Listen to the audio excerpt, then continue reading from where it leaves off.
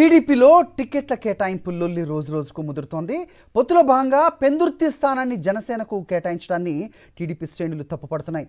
మాజీ మంత్రి బండారు సత్యనారాయణకే టికెట్ కేటాయించాలంటూ ఆందోళనకు దిగారు వాళ్ళు. సత్యనారాయణ ఇంటి వద్దకు భారీగా చేరుకున్న టీడీపీ నాయకులు, కార్యకర్తలు టీడీపీ జెండాలు, కరపత్రాలను తగలబెట్టారు. టికెట్ విషయంలో టీడీపీ అధిష్టానం మోసం చేసిందని, చంద్రబాబు, లోకేష్ డౌన్ డౌన్ అంటూ నినాదాలు చేశారు. సత్యనారాయణ అస్వస్థతకు గురి కావడానికి టీడీపీయే కారణమని, టికెట్ కేటాయించకపోతే జనసేన అభ్యర్థిని ఓడిస్తామని హెచ్చరించారు టీడీపీ నాయకులు. ఈ సర్వీసు, ఈ అభివృద్ధి చేసింది ఇదంతా ఎక్కడికి వెళ్ళిపోయిందని చంద్రబాబు నాయుడు గారు మేము అడుగుతున్నాం. మరి జనసేనతో పొత్తులో ఉంటే ఉండొచ్చు, మీకు కాదనను, కానీ ఇక్కడ కార్యకర్తల అభిప్రాయాలు కానీ మనోభావాలని తీసుకోవాల్సిన అవసరం ఉంది. మరి ఆయనకి అన్యాయం చేయడం చాలా బాధాకరం. మరి తగిన మూల్యం చెల్లించుకోవాలి తెలుగుదేశం పార్టీ. మరి దీనికి చాలా తీవ్రంగా ఖండిస్తున్నాం.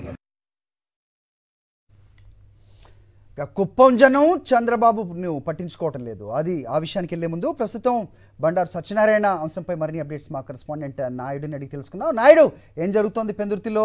సో పెద్ద ఎత్తున టీడీపీ కార్యకర్తలు నిరసన చేపట్టారు, ఆందోళన చేస్తున్నారని తెలుస్తోంది. ఎలా ఉంది ప్రస్తుతం ఆయన ఆరోగ్య పరిస్థితి కూడా ఏంటి? మీ దగ్గర ఉన్న అప్డేట్స్ చెప్పండి.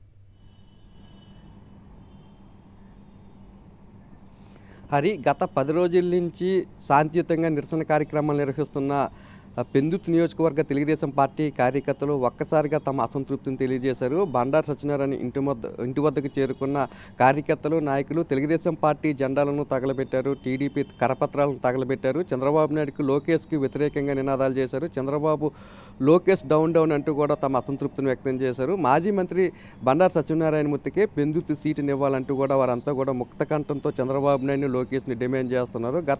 గతం నుండి కూడా బండారు సత్యనారాయణ మూర్తి తెలుగుదేశం పార్టీలో ఉన్నారు, పార్టీ కోసం కష్టపడుతున్నారు. పార్టీ కష్టకాలంలో ఉన్నప్పుడు కూడా తన వాయిస్ని వినిపించారు. అటువంటి బండారు సత్యనారాయణ మూర్తికి సీటు ఇవ్వకుండా పొత్తులో భాగంగా జనసేనకు ఏ విధంగా కేటాయిస్తారంటూ కూడా వారంతా ప్రశ్నిస్తున్నారు. ఇప్పటికైనా చంద్రబాబు నాయుడు తన నిర్ణయాన్ని పునరాలోచన చేయాలని, లేదంటే జనసేన అభ్యర్థి అయిన పంచకర్ల రమేష్ బాబును ఓడిస్తామని చెప్పి వారంతా కూడా హెచ్చరిస్తున్నారు. అంతేకాకుండా బండారు సత్యనారాయణ మూర్తి అనారోగ్యం పాలవడానికి, తీవ్ర అస్వస్థతకు గురవడానికి కూడా చంద్రబాబు నాయుడు, లోకేష్ కారణం అని చెప్తున్నారు. ఎప్పుడైతే సీటు ఇవ్వలేదో మనోవేదనతో, మానసిక క్షోభతో బండారు సత్యనారాయణ మూర్తి తీవ్రమైన ఆవేదనకు గురై హాస్పిటల్లో కూడా చేరారని, ఇప్పటికీ కూడా హాస్పిటల్లోనే చికిత్స తీసుకుంటున్నారని, దీని అంతటికీ కారణం చంద్రబాబు నాయుడు, లోకేష్ కారణం అంటూ కూడా వారు ఆరోపిస్తున్నారు. ఇప్పటికైనా చంద్రబాబు నాయుడు తన నిర్ణయాన్ని ఉపసంహరించుకోకపోతే తెలుగుదేశం పార్టీ తగిన మూల్యం చెల్లించుకోవాల్సి వస్తుందని, అలాగే పొత్తులో భాగంగా జనసేనకి ఏదైతే సీట్ని ఇచ్చారో ఆ అభ్యర్థిని కూడా తాము ఓడించడానికి సిద్ధంగా ఉన్నామని, అంతేకాకుండా తెలుగుదేశం పార్టీకి కూడా రాజీనామాలు చేయడానికి తాము వెనకాడమని చెప్తున్నారు. అయితే బండారు సత్యనారాయణ మూర్తి మీద కూడా